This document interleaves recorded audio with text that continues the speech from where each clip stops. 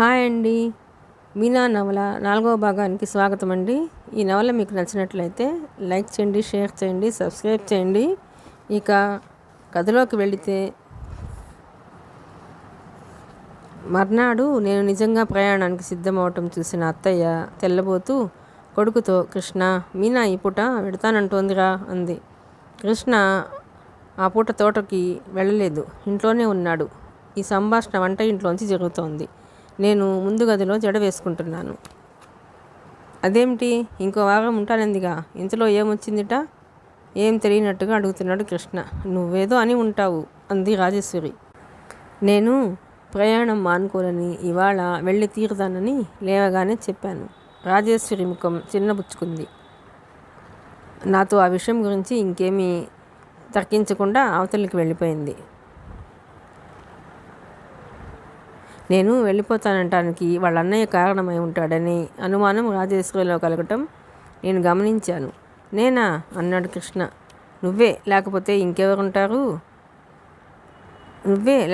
ఇంకెవరంటారు? నిన్న అన్నం తెచ్చినప్పుడు తన మనసుకి బాధ కలిగేలా ఏదో అని ఉంటావు. నేను క్షణం సేపు రాజేశ్వరి నిర్భయత్వానికి విస్తుపోయాను.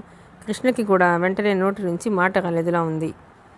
కొద్దిసేపు ఆగిన తర్వాత, విన్నావమ్మా రాజు మాటలు అంటూ అత్తయ్యతో ఫిర్యాదు చేశాడు. ఏమిటే రాజు, నీ మొహం కాకపోతే ఏమిటా మాటలు? అన్నయ్య ఎందుకంటాడు, వాడికేం పని అంది అత్తయ్య మందలింపుగా. నీకు తెలియదమ్మా, వచ్చినప్పటి నుంచి చూస్తూనే ఉన్నాను. వదినతో అసలు సరిగా మాట్లాడను. అన్నయ్య తనెంత బాధపడిందో తెలుసా? తను ఇక్కడికి రావటం మనకి ఇష్టం లేదేమో అని కూడా అనుకుంటోంది. నేను మెల్లగా ముందు గదిలోంచి కృష్ణ గదిలోకి జారుకున్నాను. నా గురించి ఇవాళ వితర్కాలు జరుపుకుంటున్నప్పుడు నేను అక్కడ ఉండటం బాగుండదు. ఎంతో మెత్తగా మేకలా అమాయకంగా కనిపించే రాజేశ్వరి అందులో అన్నగారితో అలా గట్టిగా మాట్లాడటం చూడగానే నాకు కాస్త ఆశ్చర్యం వేసింది. అమ్మో పర్వాలేదు, అవసరం వస్తే బాగానే దబాయించగలదు. నేను అలా కాదు, ఉత్తప్పుడల్లా గట్టిగా మాట్లాడి తీరా అవసరం వచ్చేసరికి తెగ సంకోచిస్తాను. ఒకటే గుంజాటన పడతాను. చివరికి ఎదుటివారు ఏమనుకుంటారోనని నీళ్లు కారిపోతాను. నేను వెళ్ళాలని నిశ్చయించుకోవటానికి కారణం నిన్న కృష్ణ ఆ మాటలు అనే కాదు, నాలో ఒక బలహీనత ఉంది. అంతలో కోపం తాటాకుల మంటలా బగ్గున వస్తుంది, మళ్ళీ అంతలోనే ఆగిపోతుంది. కోపం వచ్చినప్పుడు నేనేం మాట్లాడతానో నాకే తెలియదు. తర్వాత నా అంత పశ్చాత్తాపడే మనిషి ఇంకెవరూ ఉండరేమో. కృష్ణ మీద నాకు ఇప్పుడు ఏం కోపం లేదు. తెల్లవారుజామున మెలకు వచ్చి మళ్ళీ నిద్ర పట్టిన సమయంలో నేనే నిదానంగా బాగా ఆలోచించుకున్నాను. అత్తయ్య పాత విషయాలేమీ గుర్తైనా పెట్టుకోకుండా నన్ను ఇంత ఆధారంగా చూస్తోంది. రాజేశ్వరి సొంత చెల్లెల కంటే మిన్నగా ఆప్తమిత్రురాలి కంటే అధికంగా ఆత్మీయత పంచిస్తోంది. పిల్లలంతా నన్ను దేవతలా అపురూపంగా చూస్తున్నారు. ఈ విధంగా ఈ ఇంట్లో ఇన్ని రకాలుగా ఆతిథ్యం పొందుతున్న నేను వీళ్లలో ఏ ఒక్కరికైనా ఏ రూపంగానైనా ఇందులో వేయవంతైనా ఎదురు ఇవ్వగలనా? ఇన్ని రోజులు ఇక్కడ ఉన్న నేను ఒక్కసారి ఒక పూటైనా రాజేశ్వరిని నాతో వచ్చి మా ఇంట్లో ఉండమని కోరగలనా? అసంభవం.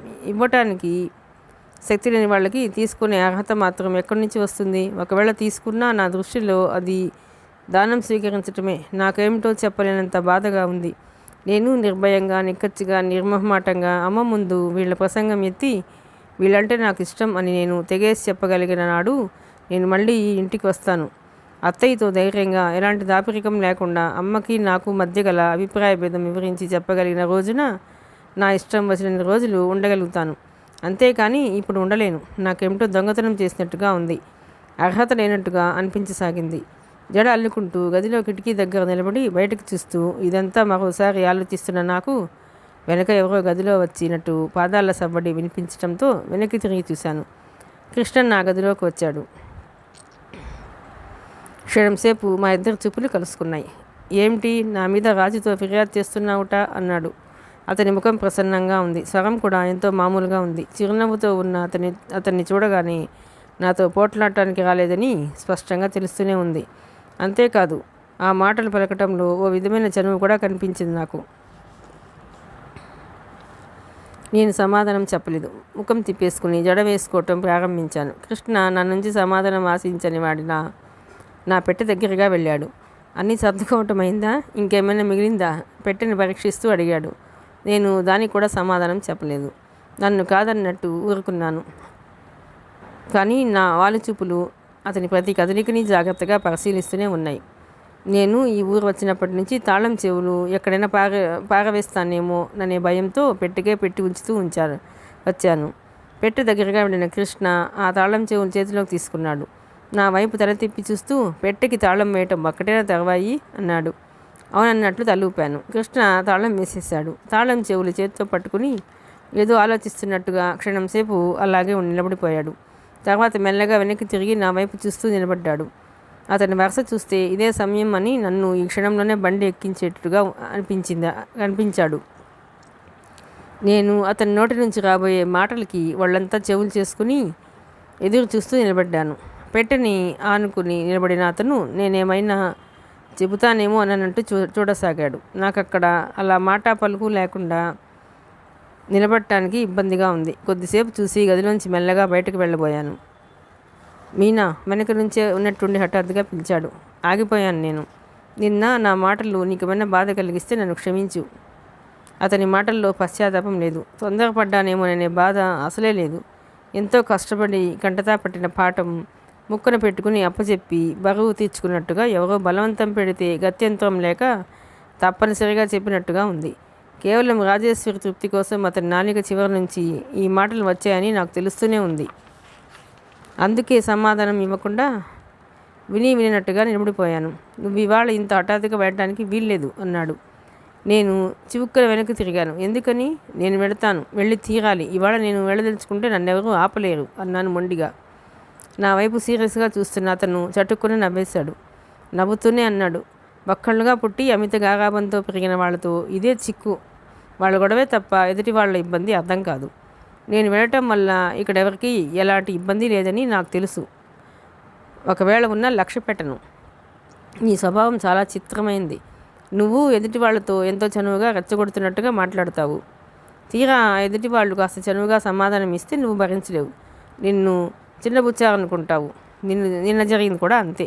మామూలుగా వచ్చి అన్నం తెచ్చి అక్కడ పెట్టి వెళ్ళిపోతే ఏమీ ఉండేది కాదు. నీ మాటలతో నువ్వు చూపించిన చనువుతో స్వతంత్రం తీసుకుని నేనేదో చెప్పబోతే నువ్వు ఇంకేదో ఊహించుకుని ఏదేదో మాట్లాడి వచ్చేసావు. నేను మాట్లాడలేదు. మృదుమధురమైన స్వరంతో గంభీరంగా అన్నాడు అతను. ఒకటి చెప్పు మీనా, ఒకటి చెప్పనా మీనా? నేను నీకు పరాయిగా అనిపిస్తున్నానేమో కానీ నువ్వు నాకు అలా అనిపించలేదని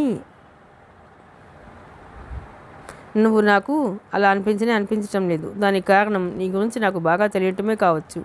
ఆ చనువుతోనే నిన్న అలా అనేశాను. నేను కష్టమన్నట్టు చూశాను. మళ్ళీ అదే మాట అంటాడే. నా గురించి ఏం తెలుసని ఈ పెద్ద మనిషికి?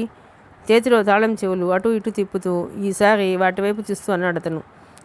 మళ్ళీ నువ్వు ఇక్కడికి రాకముందు మేమంతా, ముఖ్యంగా నేను నిన్ను గురించి చాలా వేరుగా ఊహించుకున్న మాట నిజమే.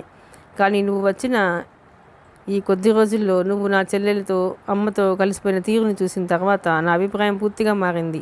మీ అమ్మ అంతా జాగ్రత్తగా నిన్ను పెంచినా ఆవిడ అంశలేవి నీకు వంట పట్టకపోవడం విచిత్రంగానే ఉంది నాకు. నేను అతని మాటలు విననట్టుగా దువ్వుతున్న జుట్టునే ఇంకా గట్టిగా దువ్వుకోసాగాను. కొద్దిసేపు ఆగి మళ్ళీ అన్నాడు అతను. ఈసారి తలెత్తి సూటిగా నా వైపు చూస్తూ చెప్పాడు.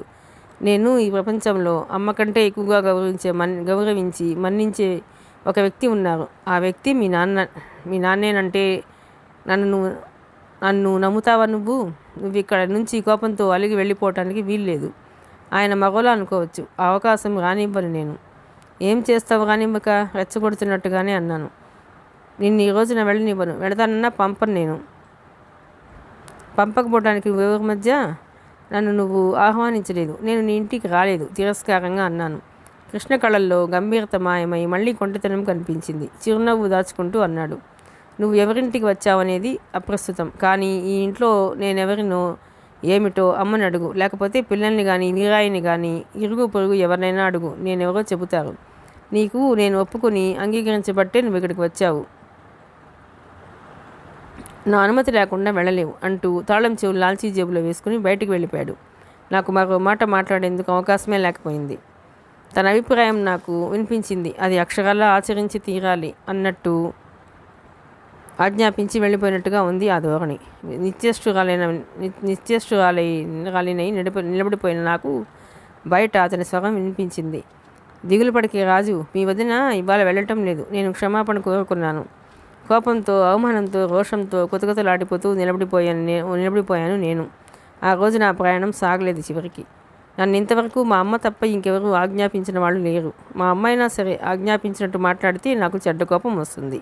వాళ్ళు కాదన్న పని చేసి తీరాలనే వెర్రి పట్టుదల వస్తుంది. కానీ చిత్రం గమ్మత్ ఏమిటంటే, నా మనసు రోషంతో మండిపోయిన మాట నిజమే, కానీ కృష్ణ చెప్పిన దానికి వ్యతిరేకంగా చేసి తీరాలని పట్టుదలగా మాత్రం అనిపించలేదు. నా అంతరాంతరాలలో ఎక్కడో ఈరోజు ఇంత హఠాత్తుగా నేను వెళ్ళిపోతే తనెక్కడ దోషిగా మా నాన్న ముందు నిలబడి రావాల్సి వస్తుందోనని కృష్ణ భయానికి జాలి వేసింది. అదీ కాకుండా అతనికి మా నాన్న గౌరవనీయుడు. మా నాన్నని అభిమానించి గౌరవించిన వ్యక్తిని నేను నొప్పించలేను, బాధ పెట్టలేను. అది నా బలహీనతేనని చెప్పుకోవాలి. ఉదయం నా పెట్టె తాళం చెవులు జేబులో వేసుకుని వెళ్ళిపోయిన కృష్ణ మధ్యాహ్నం 1 గంట అవుతుండగా ఇంటికి తిరిగి వచ్చాడు. అప్పటికి నా భోజనం కాలేదు. అత్తయ్య 4-5 సార్లు పిలిచినా ఆకలి లేదని నేను తిరస్కరించడంతో ఊరుకుంది. కృష్ణ వస్తూనే నేను తిన్నానా లేదా అని అడిగాడు. అత్తయ్య లేదని చెప్పగానే మా ఇద్దరికీ కలిపి వడ్డించమని చెప్పి నేనున్న గదిలోకి వచ్చాడు. ఏం సత్యభామ గారు, మా ఇంట్లో కోపగృహం లేదు కాబట్టి తమరు అలక వహించినా బాగుండదు, రండి భోజనానికి అన్నాడు ఎంతో వినయంగా. నేను చదువుతున్న పుస్తకం చటుక్కున మూసేసి చప్పుడయ్యేలా పెట్టె మీద పడేస్తూ తీక్షణంగా చూస్తూ, నా పేరు సత్యభామ కాదు, మీనాక్షి. కోపగించి అలక గృహంలో చేరాలన్న కోరిక నాకు అసలే లేదు. నాకు ఆకలి కాక తినలేదు. నా చేత బలవంతంగా ఎవరూ తినిపించలేరు అన్నాను మొండిగా. నవ్వుతున్న కృష్ణ ముఖం హఠాత్తుగా గంభీరమైంది. అదిగో మళ్ళీ నన్ను రెచ్చగొడుతున్నావు. నువ్వు కాదంటే ఆ పని చేసి తీరాలని నాకు అనిపిస్తోంది. ఈ ఇంట్లో నేను ఏదైనా చేయాలనుకుంటే అడ్డు పెట్టేవాళ్ళు కానీ అసమ్మతి చూపేవాళ్ళు కానీ ఎవరూ లేరు. నువ్వు తిననంటే నేను బలవంతంగా తినిపించాల్సి వస్తుంది. నీ కోరిక అదే అయితే భోజనానికి వంట ఇంట్లోకి రాకుండా ఇక్కడే కూర్చో, 5 నిమిషాల టైం ఇస్తున్నాను అని వెళ్ళిపోయాడు. నాకు నవ్వు వచ్చింది, కోపం వచ్చింది కూడా. మాటలు కానీ ముంగి అనుకున్న కృష్ణేనా ఇతను? 5 నిమిషాలు గడిచాయి. కృష్ణ పెట్టిన గడువు అయిపోయింది. నేను గదిలో కూర్చుని అలాగే చూస్తున్నాను. ఏం చేస్తాడో చూడాలనే ఆసక్తితో. కృష్ణ ముందు గదిలోంచి గట్టిగా కేక పెట్టాడు. అమ్మా, నీ మేనకోడలు ఇవాళ నన్న కోరిక కోరింది. నా చేత్తో నేను తనకి అన్నం తినిపించాలట.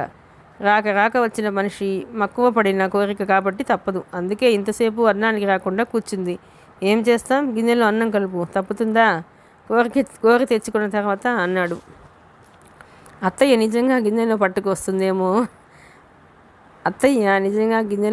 వస్తున్నదేమో అని భయం వేసింది. కంగారుగా లేచి వంట ఇంట్లోకి పరిగెత్తాను. అక్కడ వాల్చి ఉన్న పీట మీద కూర్చుంటూ, అత్తయ్య, నీ కొడుకు అసాధ్యుడు సుమా, ఏమో అనుకున్నాను అన్నాను కోపంగా.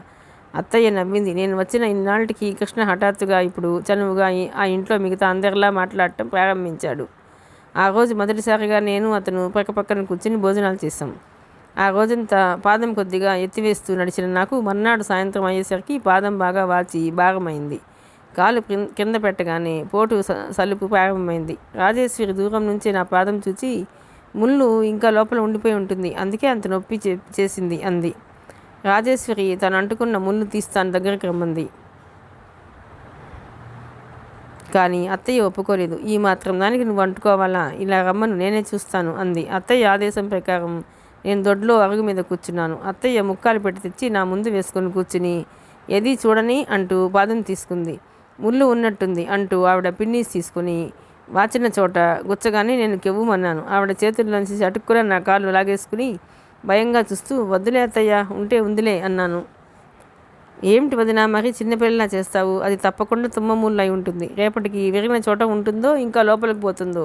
ఇప్పటికే చెప్పకుండా అశ్రద్ధ చేశావు. నేను కేకలు పెడితే పెట్టిందిలే, నువ్వు తీసేయమ్మా అంది రాజేశ్వరి తల్లితో. అత్తయ్య మళ్ళీ నా పాదం చేతుల్లోకి తీసుకుంది. ఆవిడ ముట్టుకోకముందే నేను కెవ్వుమన్నాను. నా అరుపులు విని కాబోలు కృష్ణ దొడ్లోకి వచ్చాడు. అతను ఈరోజు మధ్యాహ్నం కూడా తోటకు వెళ్ళలేదు. ఎవరో ఆచార్యులు గారట. ఆయన రాజేశ్వరికి సంబంధం ఉంది, వివరాలు చెప్పడానికి వస్తాను, కృష్ణుడిని ఇంట్లో ఉండమని కోరుతూ కబురు చేశాడు. 3 గంటల నుంచి ఆయన కోసం కృష్ణ అత్తయ్య ఎదురు చూస్తున్నారు.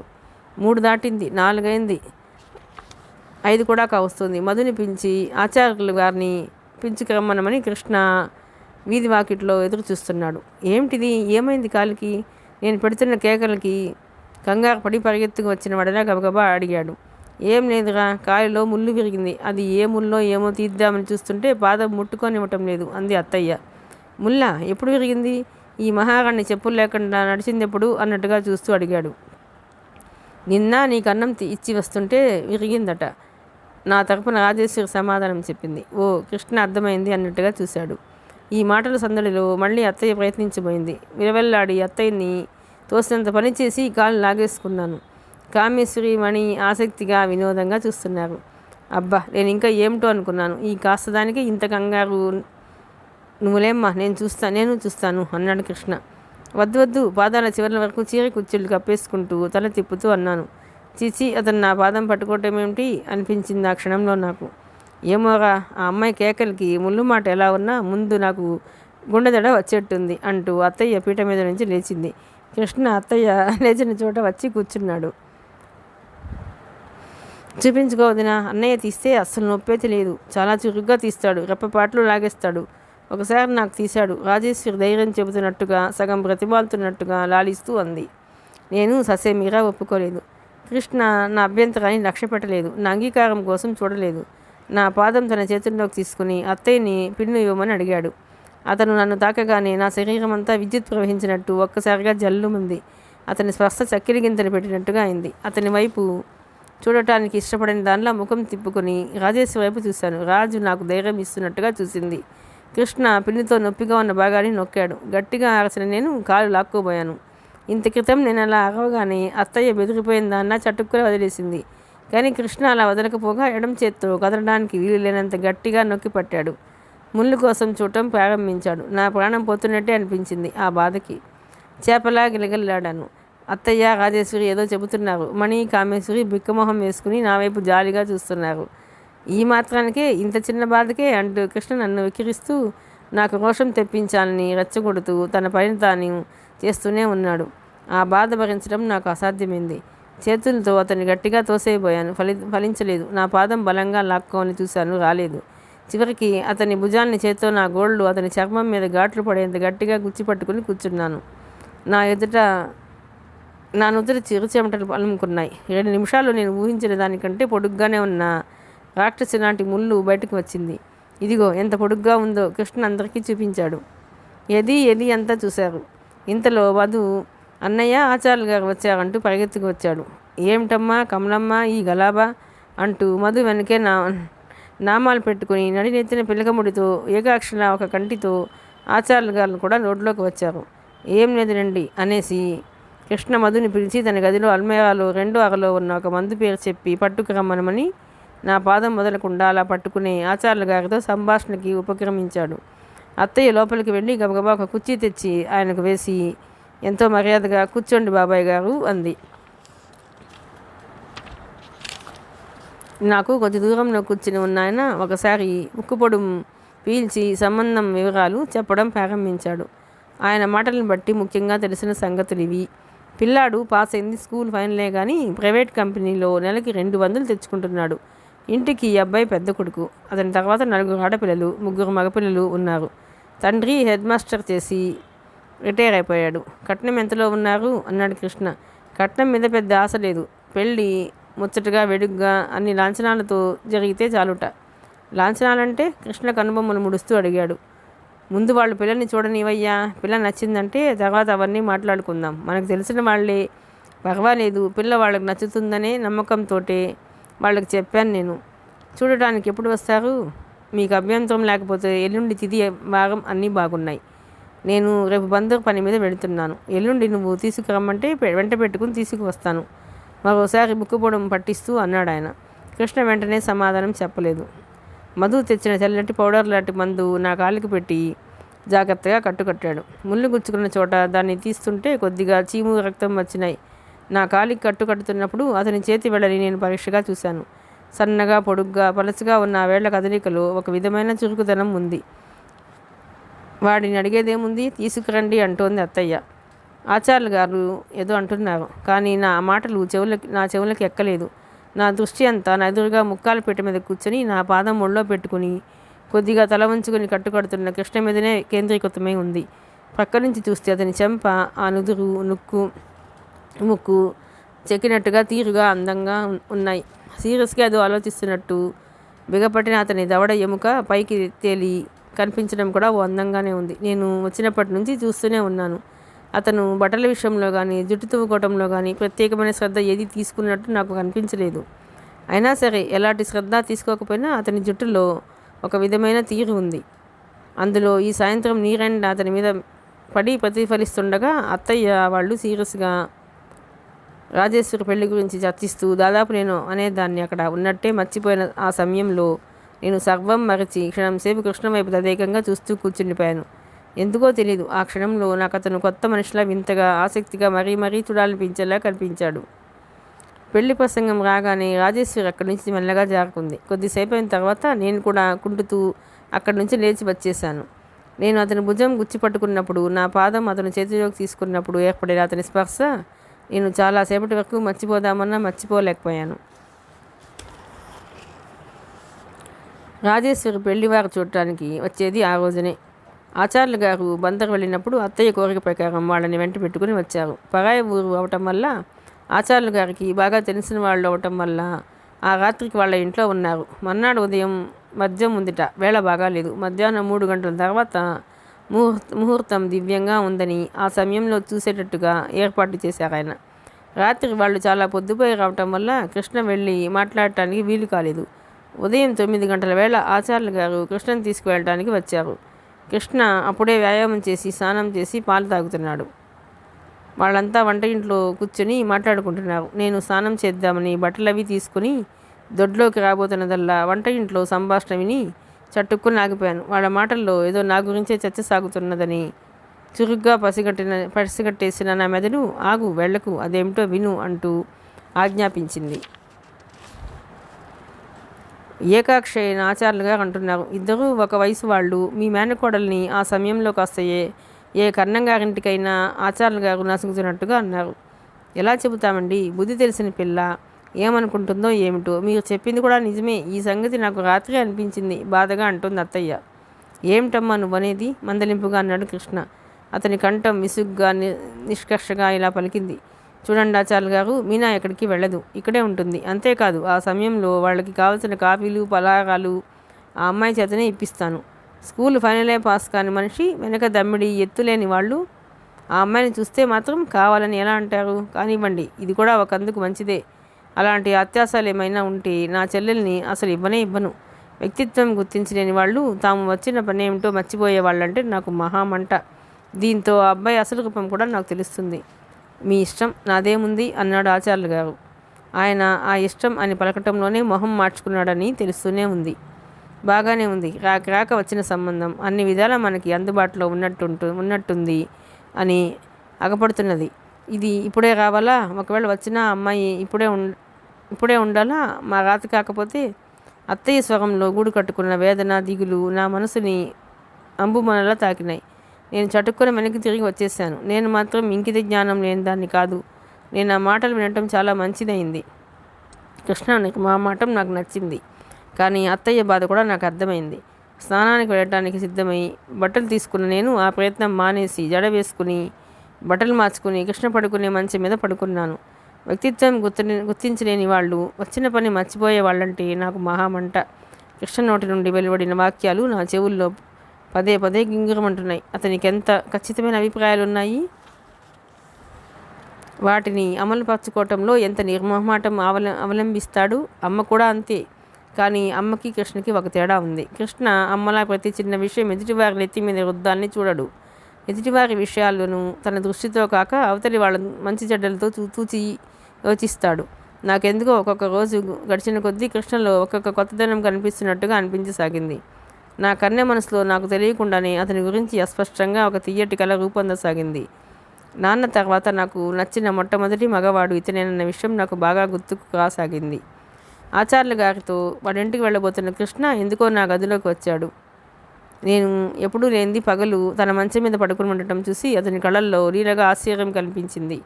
పడుకుని ఉన్న నన్ను చూడగానే మొహమాటంగా వెళ్ళిపోబోయాడు. పర్వాలేదులే రా అన్నాను.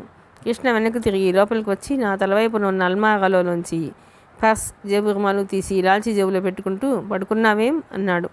తల నొప్పిగా ఉంది అన్నాను కణతలు నొక్కుంటూ. లేచి స్నానం చేసి వేడివేడి కాఫీ తాగు, అదే పోతుంది చెప్పేసి బయటికి వెళ్ళిపోయాడు. నేను మంచానికి అంటుకుపోయిన దానిలా మళ్ళీ లేవనే లేదు. భోజనం కూడా తిరస్కరించాను. భోజనం ఎందుకు వద్దన్నానంటే, ఒక పూట భోజనం మానేసినా, ఎక్కువగా ఆలోచించినా నా ముఖం సాయంత్రం అయ్యేసరికి వాడిపోయి సుస్థి పడిన దానిలా అవుతుందని నాకు తెలుసు. మధ్యాహ్నం అవుతోంది. అత్తయ్య వంట ఇంట్లో రాబోయే పెళ్లివారికి టిఫిన్ చేసి ఉంచటంలో హడావిడి పడుతుంది. ఆవిడకి సాయపడటానికి మంగమ్మ గారు కూడా వచ్చింది. నేను రాజుని తయారు చేయడం ప్రారంభించాను. ఇదివరకు లాగానే బదులుగా జడవేసి ఓ పక్కగా పువ్వు పెట్టాను. చెవులకి పొట్టిగా ఉన్న ముత్యాల జూకాలు పెట్టాను. మెళ్ళో పైకి పైట మీద కనిపించిన జంట హంసలతో అందమైన పథకం ఉన్న ముత్యాల గొలుసు వేశాను. కుడి చేతికి ముత్యాల గాజు ఒకే ఒకటి వేసి ఎడం చేతికి నా రిస్ట్ వాచ్ పెట్టాను.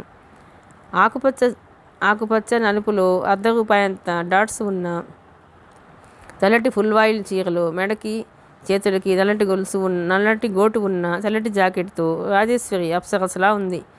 ఆడపిల్లైన నేనే కళ్ళు మార్చుకోలేకపోయాను. రాబోయే అతను ఎవరో కానీ చాలా అదృష్టవంతుడు. రాజేశ్వరి అందంగా ఉంది, కానీ అందానికంటే మించిన మరో సుగుణం, నిదానం ఉంది. మగవాళ్ళు ఆడవాళ్లలో కోరుకునే వినయ విధేయతలు ఉన్నాయి. ఎలాంటి వాటి జీవితంలోనైనా మూగగా, నిశ్శబ్దంగా, అంతర్వాహంగా ఐక్యమైపోయే స్వభావం కలది.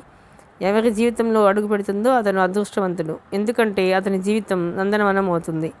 కృష్ణ పెళ్లివారిని తీసుకువచ్చాడు. అతను వెళ్ళేసరికి రాజేశ్వరి జడ వేసుకుని కాటుకా బొట్టు పెట్టుకుంది కానీ ఈ అలంకరణ అంతా మొదలవలేదు. నా చేతులతో నేనే స్వయంగా శ్రద్ధగా అలంకరించిన రాజేశ్వరిని పూర్తి అయిన తర్వాత అత్తయ్యని మంగమ్మ గారిని పిలిచి చూపించాను. రాజేశ్వరిని చూసిన అత్తయ్య సంతృప్తిగా తలూపి లోపలికి వెళ్ళిపోయింది. లక్ష్మీదేవిలా ఉన్నావు, ఆప్యాయంగా మెటుకులు విరుస్తూ అంది మంగమ్మ గారు. కృష్ణ ఇంటికి రాగానే పెళ్లివారిని ముందు హాల్లో కూర్చోపెట్టి రాజేశ్వరిని చూడటానికి మేమున్న గదిలోకి వచ్చాడు. అయిందా రాజు? సమాధానంగా నాతో పాటు మంచం మీద కూర్చుని ఉన్న రాజేశ్వరి లేచి నిలబడింది. ఒక క్షణం కళ్ళు చురుగ్గా రాజేశ్వరిని ఆశాంతం పరీక్షించినాయి. ఆ కళల్లో ఆనందం, ఆశ్చర్యం, సంతృప్తి కదలాటం నేను గమనించకపోలేదు. కానీ వెంటనే ముఖం చిట్లించాడు. కనుబొమ్మలు ముడుచుకున్నాయి. చిరచిరలాడుతున్నట్టుగా చూస్తూ, ఈ అలంకరణ అంతా ఏమిటి? ఇదంతా చేసుకోమని ఎవరు చెప్పారు నీకు అన్నాడు. నేను తెల్లబోయాను. రాజేశ్వరి పిడుగుపడిన దానిలా చూసింది. తీ ఆ లోలాకులు, గాజులు, గొలుసు అన్నీ తీసేయి, ఆ చీర కూడా విప్పు అన్నాడు. అతని నోటి నుంచి ప్రశంసా వాక్యాలు వస్తాయని ఎదురు చూస్తున్న నేను హఠాత్తుగా అతను అలా చిరాకు పడటం చూసి ఏమనాలో తోచని దానిలా నిలబడిపోయాను. ఇంతలో అత్తయ్య గదిలోకి వచ్చింది. ఆవిడ వెంట మంగమ్మ గారు కూడా ఉంది. కృష్ణ గిరెక్కున అత్తయ్య వైపు తిరిగి కోపంగా అన్నాడు, ఏమిటమ్మా ఇదంతా నువ్వు చేశావా? ఇంత చిన్న విషయం కూడా నేను మీకు చెప్పాలన్నమాట. ఎలా దాన్ని తయారు చేయాలో కూడా తెలియదా నీకు? అత్తయ్య తెల్లబోయిన దానిలా మాట్లాడలేదు. కానీ మంగమ్మ గారు ఊరుకోలేదు. ఆవిడ అందుకుంది, అమ్మాయికి ఏమైందిరా? అచ్చు లక్ష్మీదేవిలా ఉంటే. ఉంటుంది, కానీ కట్నం ఇవ్వలేమని బేరాలాడుతున్న మనం పిల్లని నీ నగలతో చూపిస్తే ఎంతైనా బాగుంటుంది. అసలైనా ఇంత అలంకారం దేనికి? ఇదేమైనా బ్యూటీ కాంటెస్టా? పిల్ల ఇంట్లో ఎలా ఉంటుందో అలా చూపాలి కానీ. రాజు, ఎవరికో మతలేదనుకో, నీకెలా లేకపోయిందే అంటూ గబగబా పిల్లలందరూ బట్టలు పెట్టుకుని పెట్టె దగ్గరికి వెళ్ళి దాన్ని తెరిచి అందులో రాజుకున్న ఒకే ఒక మంచిది తెలుపు చీర చిన్న పూలున్న తెల్ల చీర తీసి మంచం మీద గిరాటేస్తూ 2 నిమిషాలు తయారవ్వాలి. ఆ నగలన్నీ తీసేయి, చేతులకి నీ ఎర్ర మట్టి గాజులు వేసుకో. నేను మళ్ళీ గదిలోకి వచ్చేసరికి నువ్వు సిద్ధంగా ఉండాలి అని ఆజ్ఞాపించి, రా అమ్మ, ఈ లోపల వాళ్ళకి కాఫీ ఫలహారాలు ఇచ్చేద్దాం అన్నాడు. అత్తయ్య, మంగమ్మ గారు కృష్ణ వెనక వెళ్ళిపోయారు. నేను రాజేశ్వరి వైపు చూశాను. రాజేశ్వరి ఏడుపు ఆపుకుంటున్నట్టుగా కింద పెదవి పళ్ళతో నొక్కిపట్టి గబగబా గొలుసు, గాజులు అన్నీ తీసేసింది. చకచకా ఎర్ర రంగు మట్టి గాజులు 4 2 జతలకు వేసుకుంది. నేను కట్టిన చీర శాటిన్ లంగా విప్పి తన లంగా మీద కృష్ణ పడేసిన చీర కట్టేసుకుంది. జడలో గులాబీ కూడా పీకి మంచం మీద పడేసింది. టైం లేకపోయింది, లేకపోతే జడ విప్పి బిగువుగా వేసుకునేదేమో. ఓడిపోయినట్టున్న నాకు ఈ అవమానం రాజేశ్వరిదా నాదా అనిపించసాగింది. నిత్యష్టురాలిని అయిపోయిన నేను నీరసంగా మంచన కూర్చుని గోళ్లు కొరకసాగాను. బయట గదిలో కృష్ణ పెళ్లివారిని మంచినీళ్ళు కావాలా, ఇంకో 2 పకోడీలు తీసుకోండి అంటూ ఎంత నమ్రతగా మర్యాద ఉట్టిపడుతున్న కంఠంతో బలవంతం చేస్తున్నాడు. క్షణం క్రితం కోపంతో కంగుమని ఎదుటి వాళ్ళని మూడుల్ని చేసిన కంఠానికి ఇప్పుడు ఈ స్వరానికి పోలికే లేదు. కృష్ణ సంగతి తెలియని వాళ్ళంతా మొదట నేను అనుకున్నట్టే ఎంత మెత్తటి మనిషో అని అపోహపడే అవకాశం ఉంది. 5 నిమిషాల్లో కృష్ణ చెప్పి వెళ్ళినట్టుగా మళ్ళీ గదిలోకి వచ్చాడు. రాజేశ్వరి భయంగా అతని వైపు చూసింది. ఈసారి కృష్ణ కళ్ళు సంతృప్తిగా చూసినాయి. దగ్గరగా వచ్చి రాజేశ్వరి ముఖం పట్టి పైకెత్తి, ఏది ఇలా చూడు, ఉండు, ఈ చివరి కంటికి కాటుక ఎక్కువ కోసం వచ్చేసింది అంటూ తన జేబు రుమాలు తీసి తుడిచాడు. పౌడర్ అడిగి తీసుకుని తనే ఆ కాటుక కనిపించకుండా సరిదిద్దాడు. తర్వాత హఠాత్తుగా నవ్వుతూ రాజేశ్వరి నెత్తి మీద చిన్నగా ముట్టి, ఏం భయం లేదు, మరీ బిగుసుకుపోయినట్టు కూర్చోకు. వాళ్ళు నిన్నేం తినటానికి కానీ ఎత్తుకుపోవటానికి కానీ రాలేదు. ఏదైనా అడిగితే బెదిరిపోయి తడబడ్డావంటే నీకు నత్తి ఉందని నచ్చలేదంటారు. చక్కగా సమాధానం చెప్పు. నీకేదైనా భయం వేస్తే నా వైపు కానీ అమ్మ వైపు కానీ చూడు, తెలిసిందా అన్నాడు. రాజేశ్వరి ఎగబడిన ముఖాన్ని దించుకొని అలాగే అన్నట్టు తలూపింది. కృష్ణ హఠాత్తుగా నా వైపు తిరిగి, ఇదేమిటి, నువ్వు జడైనా వేసుకోకుండా ఇలా కూర్చున్నావు అన్నాడు. నాకు తలనొప్పి పోలేదు అన్నాను కోపంగా. కృష్ణ రాజేశ్వరిని వెంట తీసుకుని వెళ్ళిపోయాడు. ఆ రోజు ప్రత్యేకంగా పెళ్లివారు వస్తున్నారని మరుగు ఉండదని ముందు గదికి ఈ గదికి ఎవరినో అడిగి పరదా ఒకటి తెచ్చి కట్టారు. అది ఎప్పటిదో ఏ ఇక్ష్వాకుల నాటిదో గుడ్డ పాతబడి చెరగటానికి సిద్ధంగా ఉంది. కుడివైపున ఒక చోట ఎనుక కొట్టేసింది. పరదా నిండా ముదురు రంగు పువ్వులు ఉండటం వల్ల పరీక్షగా చూస్తే తప్ప అక్కడ చిరుగు ఉన్నట్టు కనిపించటం లేదు. రాజేశ్వరి వెళ్ళిపోయిన తర్వాత నేను ఆ పరదా దగ్గరికి వచ్చి ఆ కన్నంలోంచి చూడసాగాను. పరదా చాలా పొడవుగా ఉండటం వలన నేలకి ఆనుకొని వేలాడుతోంది. కాబట్టి నేను కానీ నా పాదాలు కానీ వాళ్ళకి కనిపిస్తాయనే భయం ఏమీ లేదు. ముందు గదిలో మామూలుగా పట్టె మంచం వేసి ఉండే చోట అది తీసేసి 3 కొయ్య కుర్చీలు వేశారు. ఆ కుర్చీల ప్రక్కన ఇంకో చిన్న స్టూలు ఉంది. వాటికి ఎదురుగా గది మధ్యగా ఓ చాప వేసి ఉంచారు. ఆ చాప మీద రాజేశ్వరి కాక ఇంకో వయసు మళ్ళిన ఆవిడ, మరో 3 ఆడపిల్లలు కూర్చొని ఉన్నారు. కుర్చీల్లో 3 తలుపు దగ్గరగా రాజేశ్వరికి ఎదురుగా పెళ్లి కొడుకు కాబోలు ఓ 25 ఏళ్ళు పడుచువాడు. అతని ప్రక్కన అతని పోలికలు స్పష్టంగా కనిపిస్తున్న ముసలాయన.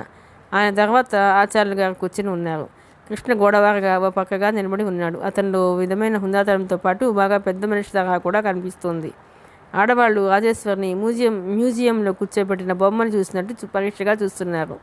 నేను పెళ్లి కొడుకుని పరీక్షగా నకసిక పర్యంతం విమర్శగా దీక్షగా రెప్పవాల్చకుండా చూడసాగాను. అతను ఒక్క మాటలో చెప్పాలంటే జూలో జంతువుల విచిత్రంగా వినోదంగా ఉన్నాడు. శరీర ఛాయ చామన్ ఛాయకి ఒక రంగు తక్కువే. కనుబొమ్మలు వత్తుగా పొదల్లా ఉన్నాయి. ముక్కు దృఢంగా పొడుగ్గా మొహానికి మించి ఉండటంతో ముఖం వైపు చూడగానే ఒక ముక్కే కనిపిస్తుంది. కళ్ళు చిన్నవిగా ఉన్నాయి. పెదవులు బండలా మోటుగా సిగరెట్ కాల్చి అలవాటున్నట్టుగా నల్లగా లోపల ఎర్రగా ఉన్నాయి. పక్కపాపిడి తీసుకుని వేస్ట్ లైన్ బాగా రాచుకుని అణిచినట్లు దువ్విన ఆ జుట్టు దట్టమైన వంకీలతో ఒక పక్క కొండల్లా మరో పక్క మామూలుగా ఉంది. నల్లటి లైట్ ప్యాంట్ వేసుకుని ఉన్నాడు. చారల బుష్ షర్టు ఛాతీ మీద 2 గుండీలు వదిలేసి ధరించాడు. కాళ్ళకి వేసుకున్న ఫుల్ బూట్ మేజోళ్ళు కొత్తవి కాబోలు అందరికీ కనిపించేలా కాలి మీద కాలు వేసుకుని కూర్చున్నాడు. అతను కూర్చున్న తీరే నచ్చలేదు నాకు.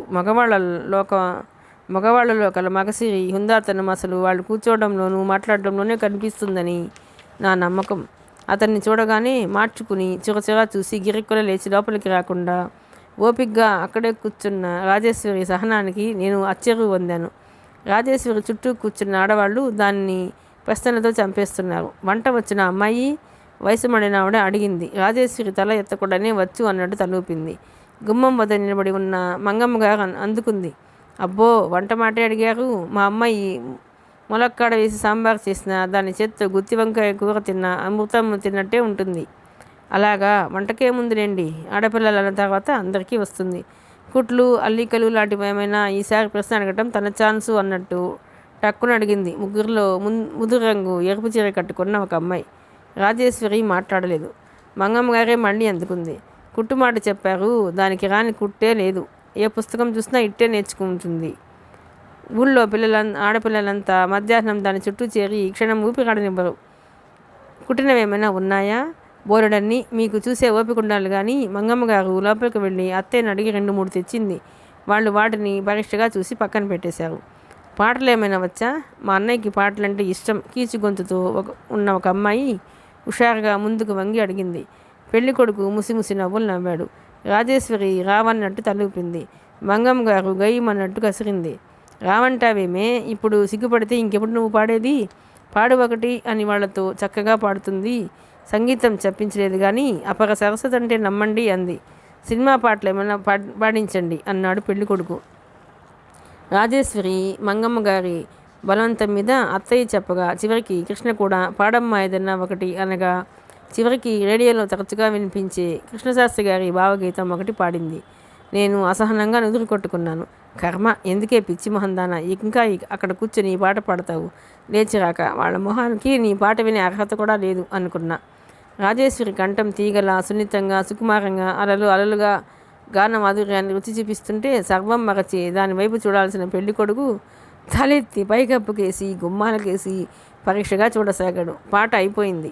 నువ్వేదైనా మాట్లాడవయ్యా అన్నాడు ఆచార్యులు గారు. జంతువు లాంటి పెళ్లి కొడుకు కాళ్ళు నేలకు తన్ని పెట్టి కుర్చీలో వెనక్కి వాలి ఛాతిని ఉబ్బించి కూర్చుని నీ పేరేమిటి అన్నాడు. రాజేశ్వరి. తల ఎత్తకుండానే అంది రాజేశ్వరి. ఇంతలో ఆచార్యులు గారు కృష్ణని దగ్గరికి పిలిచి చెవిలో ఏదో అడిగారు. కృష్ణ నిన్న గదివైపు రావటం చూసి నేను చటుక్కున పారిపోయి వచ్చి మంచం మీద పడుకుని తలనొప్పి భరించలేని దానిన వేళ్లతో కణతలు నొక్కుకోసాగాను. లోపలికి వచ్చిన కృష్ణ నా తలవైపున ఉన్న అల్మేరా దగ్గరికి వెళ్ళి చేతిలో ఉన్న స్టీలు బరంలో ఇంకొంచెం వక్కపొడి వేసుకుని వెళ్ళిపోయాడు. నేను మళ్ళీ వరదాల దగ్గరికి వెళ్ళలేదు. పెళ్లి చూపులు అయిపోయినాయి కాబోలు. ఆచార్యులు గారు మంగమ్మ గారు అమ్మాయిని లోపలికి తీసుకువెళ్ళండి అన్నారు. ఆచార్యులు గారు మంగమ్మ గారు అమ్మాయిని లోపలికి తీసుకువెళ్ళండి అన్నారు. వాళ్ళంతా రాజేశ్వరితో వంట ఇంట్లోకి వెళ్ళినట్టున్నారు. అక్కడి నుంచి మంగమ్మ గారి కంఠం కంగుమని వినిపిస్తోంది. చూసారా, ఇవన్నీ ఈ మొక్కలన్నీ అమ్మాయి పెట్టినవే, దానికి రాని పని లేదనుకోండి. కృష్ణ జాగ్రత్తగా శ్రద్ధగా పెంచిన మొక్కల్ని రాజేశ్వరి పంతనం అన్నట్టు చూపుతున్న ఆవిడ మాటలకి నేను నవ్వుకున్నాను. పెళ్లికి ముందే ఇవన్నీ నేర్చుకుని ఉండాలా? పెళ్ళి అయిన తర్వాత నేర్చుకోకూడదా? వీళ్ళ ప్రశ్నలు సమాధానాలు చాలా గమ్మత్తుగా ఉన్నాయి. వచ్చిన వాళ్ళు వెళ్ళిపోతున్నట్టున్నారు. ప్రతి నమస్కారాలు జరుగుతున్నాయి. ఆచార్యులు గారు తనకి తొందర పని ఉన్నందువల్ల వాళ్ళతో రోడ్డు వరకు రాలేనందుకు నొచ్చుకుంటూ క్షమాపణ కోరుకుంటున్నాడు. లేదునండి, అబ్బాయి వస్తున్నాడుగా అంటున్నారు వాళ్ళు. తమరిని ఎల్లుండి నేను బందరు వచ్చినప్పుడు కలుస్తాను. అలాగే అంగీకారం కనిపించారు వాళ్ళు. వెళ్ళొస్తామండి ఆడవాళ్ళు ఒక్కొక్కరే చెబుతున్నారు. నాకు ఎలాగో ఉంది. సారథితో నాకు ఒక రకంగా పెళ్లి చూపులు జరిగాయి. కానీ దానికి దీనికి పోలిక లేదు. అమ్మ ఆ రోజు నా ప్రాణం తీసి నన్ను బొమ్మలా అలంకరించింది. ఇక్కడ కృష్ణ రాజేశ్వరిని ఎలాంటి అలంకరణ లేకుండా ఇంట్లో మామూలుగా ఎలా ఉంటుందో అలా చూపించాడు. సారథికి నేను నచ్చాను నిజమే, కానీ ఇప్పుడు అనిపిస్తోంది సారథికి నచ్చింది నేనా లేక అమ్మ నాకు చేసిన అలంకరణ? కళ్ళు మూసుకుని పరధ్యానంగా ఆలోచిస్తున్న నాకు గదిలోకి ఎవరో వచ్చినట్టు అలికిడవడంతో కళ్ళు తెరిచి చూశాను. కృష్ణ లోపలికి వచ్చాడు. క్షణం సేపు మా ఇద్దరు కళ్ళు కలుసుకుని అంతలోనే మెరుపులా విడిపోయినాయి. నేను మళ్ళీ కళ్ళు మూసుకున్నాను. ఉదయం నుంచి భోజనం లేని నాకు ఆ క్షణంలో నిజంగానే అలసటగా అనిపించింది. అల్మేరా దగ్గరికి వెళ్ళి ఏదో తీసుకున్న కృష్ణ వెళ్ళబోతూ నా మంచం దగ్గరాగి మీనా అనిపించాడు. నేను పలకలేదు. తలనొప్పి తగ్గలేదన్నట్టుగా తల తిప్పాను. అతను హఠాత్తుగా నేను కల్లో కూడా ఊహించని విధంగా చేయి చాచి నా నుదుటి మీద ఆనిస్తూ జ్వరం ఉందా అన్నాడు. అతని స్పర్శకు నా ఒళ్ళు జల్లుమంది. మెరుపు దెబ్బతిన దానిలా కళ్ళు తెరిచాను. ఒళ్ళు వేడిగా లేదు, ఒట్టి తలనొప్పి అయి ఉంటుంది. నేను వాడిని పంపి రావడానికి వెళుతున్నాను. వస్తూ సాగడానికి తెస్తాను, అది వేసుకొని వేడివేడి కాఫీ తాగితే తగ్గిపోతుంది అన్నాడు చెయ్యి తీసేస్తూ. ఏం, నీ దగ్గర చాలా మందులున్నాయిగా అన్నాను వెక్కిరింతగా. అవి ఇలాంటి మొండి వాళ్ళకి పని చేయవలే అన్నాడు నవ్వుతూ. క్షణం సేపు నేను నవ్వుతున్న అతని వైపు అలాగే చూస్తుండిపోయాను. అతనికి కూడా ఏమైందో ఏమో రెప్పవాల్చకుండా నా ముఖంలోకి చూడసాగాడు.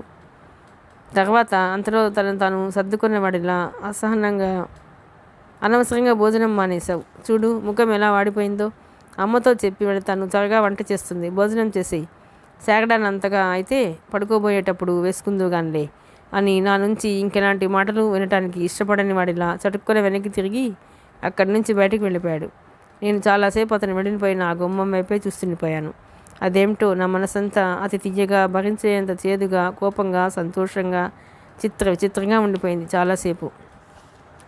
2 రోజుల తర్వాత ఆచార్యులు గారు బందర్ నుంచి తిరిగి వచ్చారు. ఆయన ఇంటికి వెళ్లకుండా సరాసరి ఇక్కడికే వచ్చాడని చేతిలో ఉన్న సంచి, గొడుగు చెబుతున్నాయి. వీధి గుమ్మంలోంచి కమలమ్మ, కృష్ణ అంటూ కేకలు పెడుతూ వచ్చాడు. రండి ఊరు నుంచి ఇదేనా రావటం అంటూ అత్తయ్య ఎదురు వెళ్ళింది. అవునమ్మా, ఇంకా ఇంటికి కూడా వెళ్ళలేదు అన్నాడు ఆయన లోపలికి వచ్చి మంచం మీద కూర్చుంటూ. వెళ్ళిన పని ఏమైంది? కాయా పండా? నేను చేయి పెట్టిన ఏ పనైనా కాయ అవటం నువ్వు చూసావా? పోనీ విన్నావా? ముక్కుబొడం పిలుస్తూ అన్నాడు ఆయన. అక్కడే నిలబడి ఉన్న నేను ఆ మాట వినగానే అత్తయ్య ముఖం దీప్తివంతం అవటం చూస్తూనే ఉన్నాను. ఏమన్నారు వాళ్ళు? ఆనందాన్ని కుతూహలాన్ని అణుచుకుంటున్న సగంతో ఆదుర్దాగా అడిగింది. ఏమంటారు? పిల్ల అన్ని విధాలా నచ్చింది. నచ్చుతుందనే నమ్మకం ఉండబట్టే నేను తీసుకువచ్చాననుకో. అయితే కుదిరినట్టే అని అంటారా? కుదిరినట్టే. మిగతా విషయాలు మాట్లాడుకోవడానికి కృష్ణుడిని వెంట పెట్టుకుని వస్తానని చెప్పాను. నువ్వు ఎప్పుడు వెళ్ళమంటే అప్పుడు బయలుదేరుతాను. అయ్యో, నా మొహం నాకేం తెలుస్తుంది బాబాయ్ గారు. మీరు మంచి రోజు చూడండి. మీరే రోజు అంటే ఆ రోజు వాడు బయలుదేరి మీతో వస్తాడు. అబ్బాయి లేడా ఇంట్లో? లేడు. లైబ్రరీలో ఏదో మీటింగ్ ఉందని గవర్రాజు గారు కబురు పంపితే వెళ్ళాడు. వచ్చేస్తాడు ఇప్పుడే. సరే, నేను వెడతాను మరి అంటూ లేచారు ఆయన. ఆగండి, కాఫీ తాగి వెళుతురు కానీ అంటూ అత్తయ్య వంటింట్లోకి పరిగెత్తింది. ఇప్పుడేం కాఫీ తల్లి? నేను ఇంకా స్నానం చేసి సంధ్య వార్చుకోలేదు. ఈ వార్త మీకు చెప్పాలనే ఆత్రంతో చీకటితో లేచి మొదటి బస్సుకే చక్కా వచ్చాను. దేవుడు మిమ్మల్ని చక్కగా చూస్తాడు. మీ పుణ్యం ఊరికే పోదు బాబాయ్ గారు, అత్తయ్య వంటింట్లోనే అంది. అన్నం కోసం పెట్టిన మరుగుతున్న నీళ్ళలోంచి కాసి నీళ్లు తీసి ఇత్తడి గ్లాస్ నిండా చిక్కగా వేడివేడిగా పొగలు కక్కుతున్న కాఫీ తెచ్చి ఇచ్చింది. స్నానం చేయలేదని తాగడని చెబుతున్న ఆచార్యులు గారి బెట్టు ఆ కాఫీ చూడగానే చడలిపోయింది. వద్దంటూనే కాఫీ గ్లాస్ తీసుకుని రుచి చూస్తూ తల పంకిస్తూ, కాఫీ తాగాలంటే నీ చేతితో కాచిందే తాగాలమ్మా. ఎన్ని చోట్ల తాగాను కానీ ఈ రుచి రానే లేదు. నీ చేతిలో ఏముందో ఏమో అన్నాడు.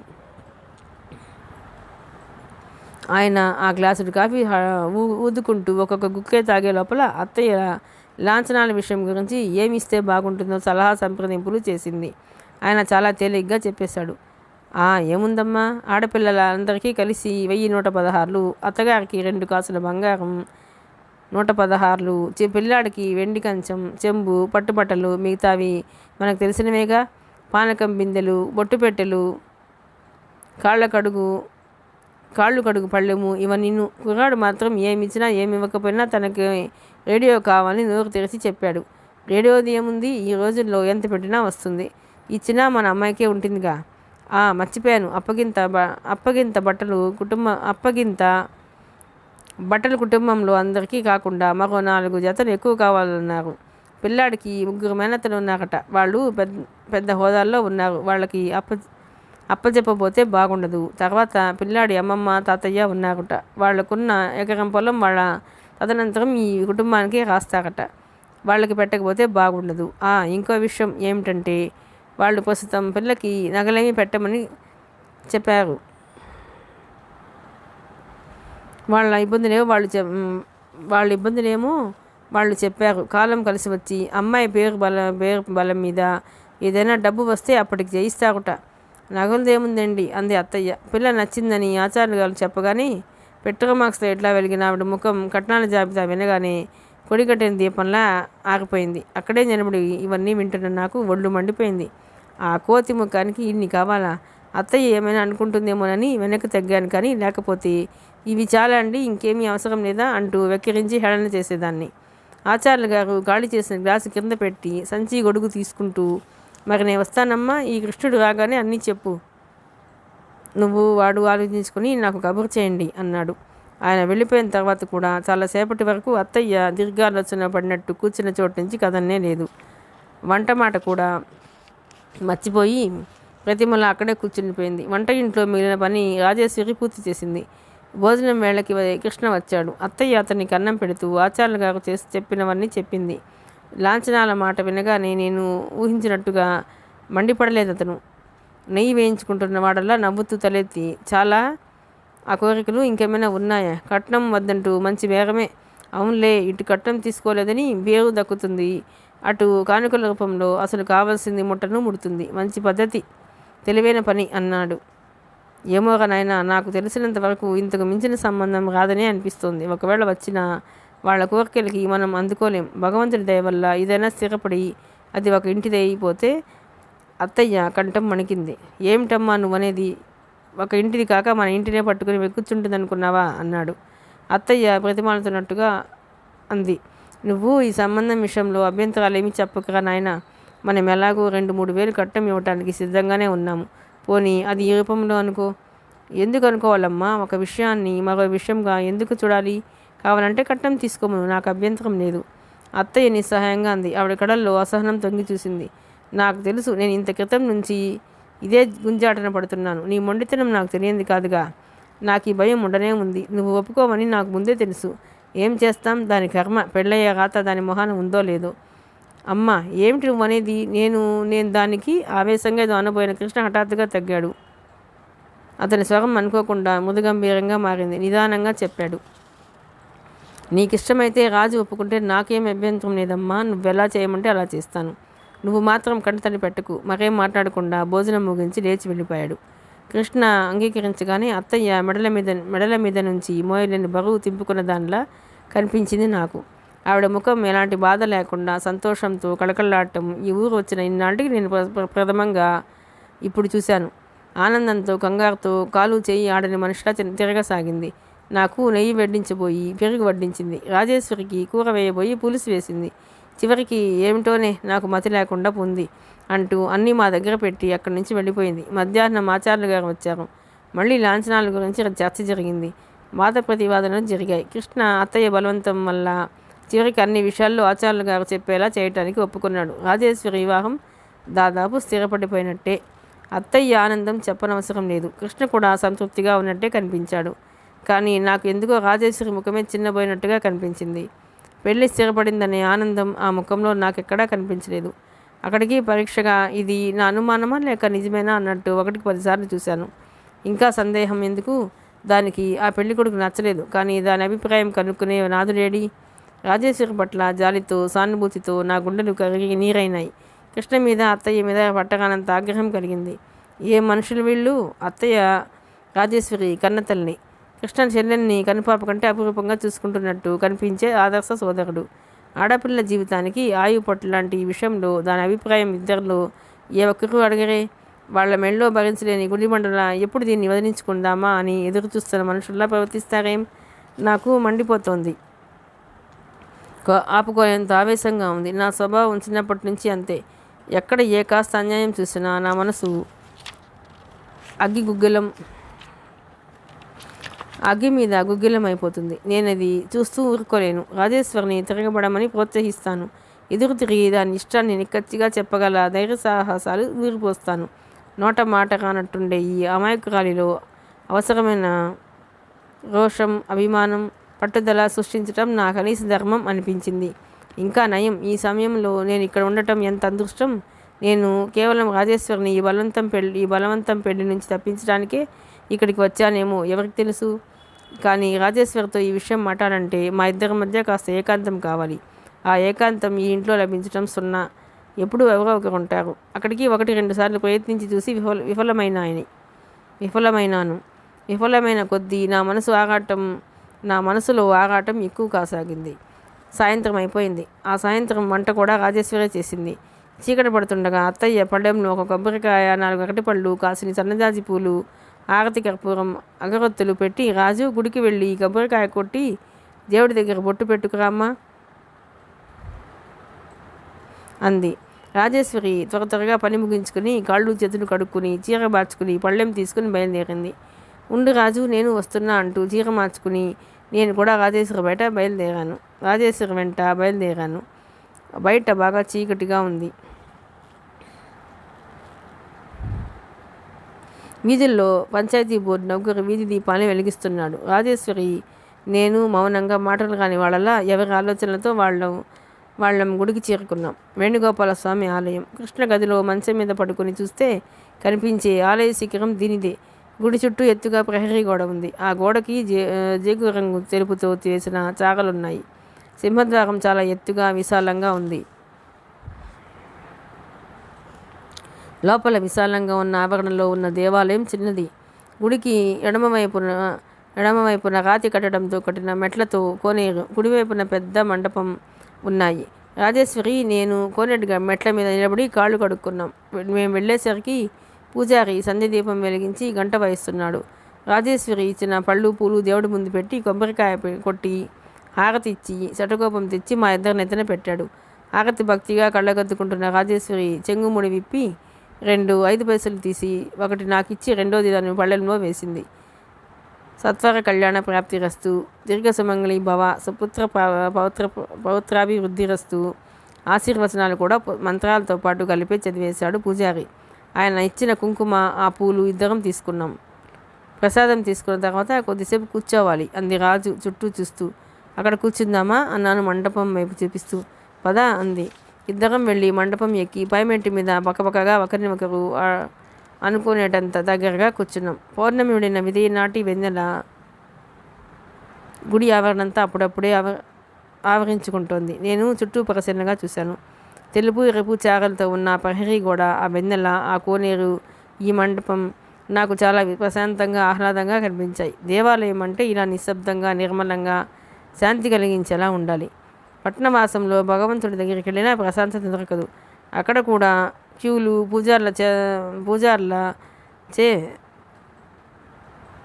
పూజార్ల చేజాపుళ్ళు, టికెట్లు కొనుక్కోవడం, రద్దీగా ఉంటే నగలు పోతాయేమోననే భయం, జరగండి జరగండి వెనక వాళ్ళకి చోటు ఇవ్వండి అనే అదిరింపులు, వీటితో చిత్త నైర్మల్యంతో 2 నిమిషాల పాటు భగవంతుని చూసే అవకాశమే ఉండదు. ఎంత విసుగో! ఏ సినిమా హాల్కో ఎగ్జిబిషన్కో వెళ్ళినట్టు ఎప్పుడు బయటపడతారా భగవంతుడా అనిపిస్తుంది. రాజేశ్వరి ఏం మాట్లాడకుండా మౌనంగా ఉండటం చూస్తుంది. నేను ఏదైనా చెప్పు రాజు అన్నాను. ఏం చెప్పను నేను, నువ్వు చెప్పు అంది. ఒకటి అడగనా? అడుగు. మొన్న వచ్చిన పెళ్లి కొడుకు నీకు నచ్చాడా? రాజేశ్వరి హఠాత్తుగా వచ్చిన ఈ ప్రశ్నకి చెక్కిచూరాలన్నట్టు తల తిప్పి నా వైపు చూసింది. నిజం చెప్పు రాజు, నీ అభిప్రాయం ఏమిటి? అతన్ని బాగా చూసావా నువ్వు? తల వంచుకున్న రాజేశ్వరి చూశానన్నట్టు తల ఊపింది. నచ్చాడా నీకు? సమాధానం చెప్పలేదు. పళ్ళెంలో ఉన్న పూలని వేళ్లతో కదుపుతూ ఊరుకుంది. నాకెందుకో నీకు అతను నచ్చలేదని బాగా అనిపిస్తోంది. నా అభిప్రాయం నిజమోనో కాదో తెలుసుకుందామని నిన్ను అడగాలని పొద్దుటి నుంచి తహతహలాడుతున్నాను నేను. చెప్పు రాజు, మొహమాటం లేకుండా నీ మనసులో ఉన్నది బయటపెట్టేయి. తెలుసుకుని ఏం చేస్తావు వదిన? రాజేశ్వరి కంఠం ఎలాగో అవటం నేను గమనించాను. నువ్వలా అంటే నేనేం చెప్పలేను. నేనేమీ చేయలేనంత మాత్రాన తెలుసుకోకూడదని ఉందా? స్నేహితురాలిగా, నీ వయసురాలిగా అడుగుతున్నానంతే. ఎందుకో చెప్పలేను. నీ ఉద్దేశం ఏమిటో గ్రహించాలని నా ప్రాణం కొట్టుకుంటుంది. నన్ను ప్రశ్నలతో చంపక, నాతో తర్కానికి దిగక, నీ అభిప్రాయం ఏమిటో చెప్పు రాజు బ్రతిమలాడుతున్నట్టుగా అన్నాను. నా అభిప్రాయంతో పనేముంది వదిన? దానికి విలువ ఏముంది? అదేమన్నమాట. పెళ్లి చేసుకోవాల్సిన దానివి నువ్వు. ఆ 3 ముళ్ళు పడినప్పటి నుంచి యావత్ జీవితం అతనితో కాపురం చేయాల్సిన మనిషి నువ్వు. పెళ్ళైన తర్వాత ఎదురయ్యే కష్ట నిష్ఠూరాలన్నీ భరించవలసింది కూడా నువ్వే. నీ అభిప్రాయానికి విలువ లేకపోతే ఇంకెవరి అభిప్రాయాలకి విలువ ఉంటుంది? ఆవేశంగా అన్నాను. రాజేశ్వరి నోటి నుంచి ఎలాంటి సమాధానం రాలేదు. నా మాట విన్నట్టుగా కూర్చుండిపోయింది.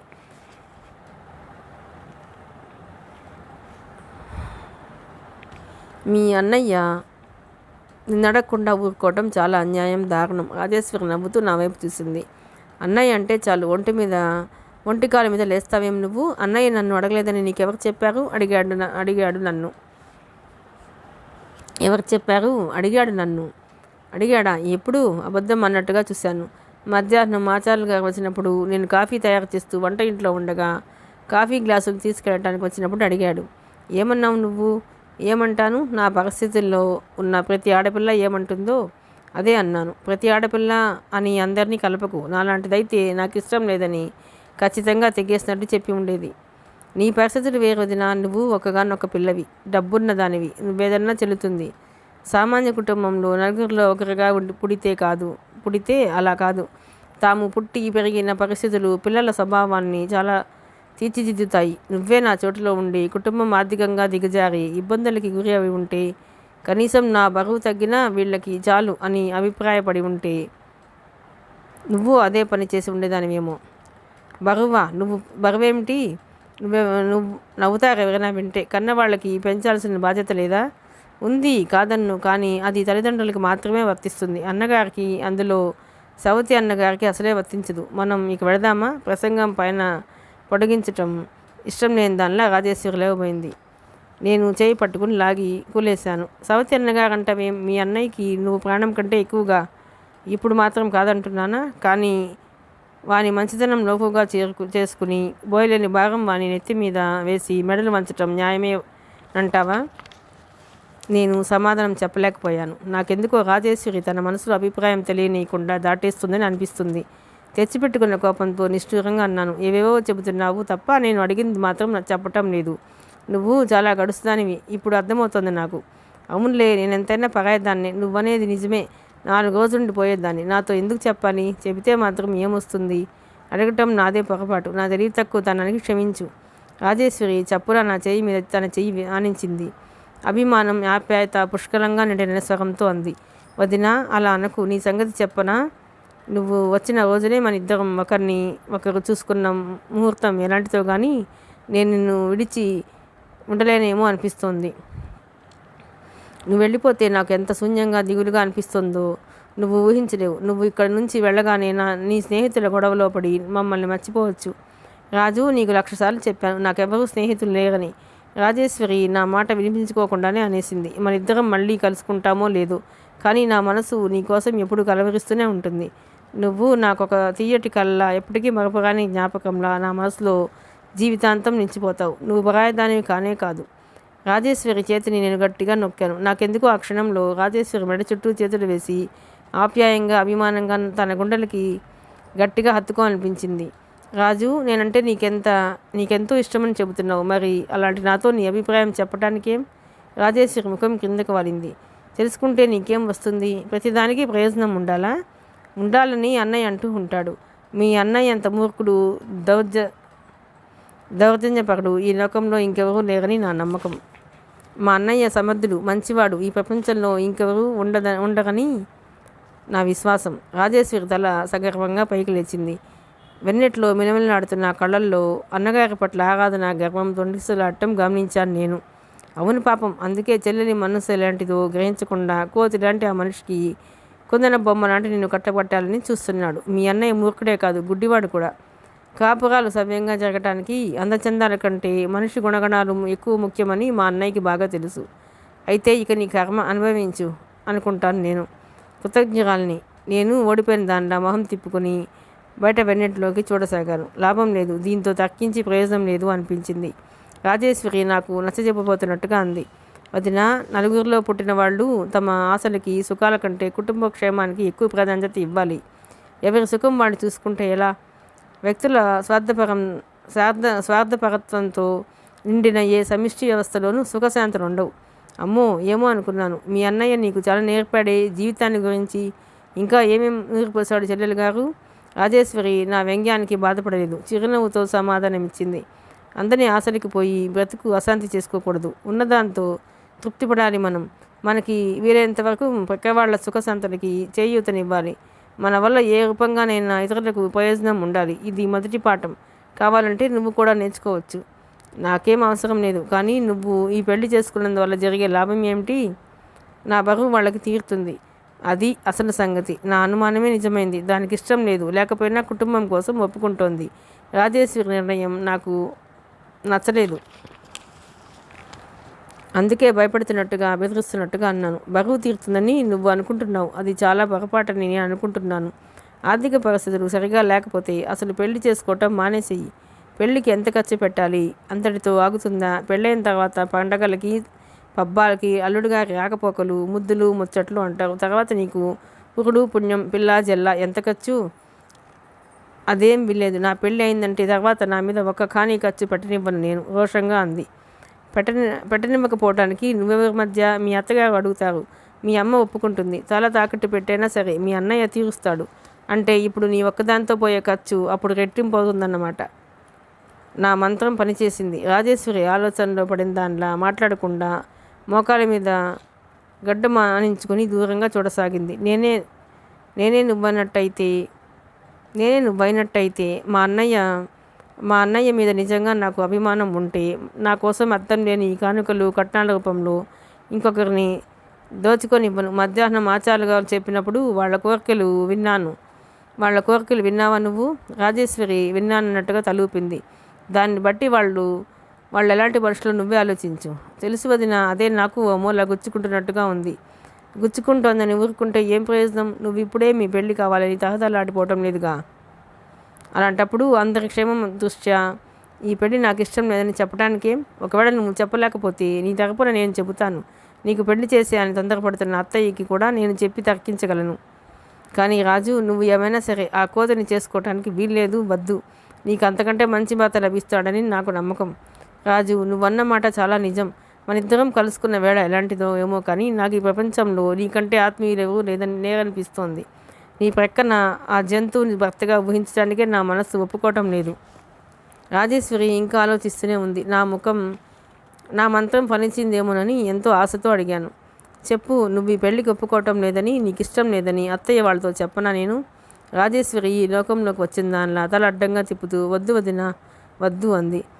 వద్దా? విస్మయంగా చూశాను.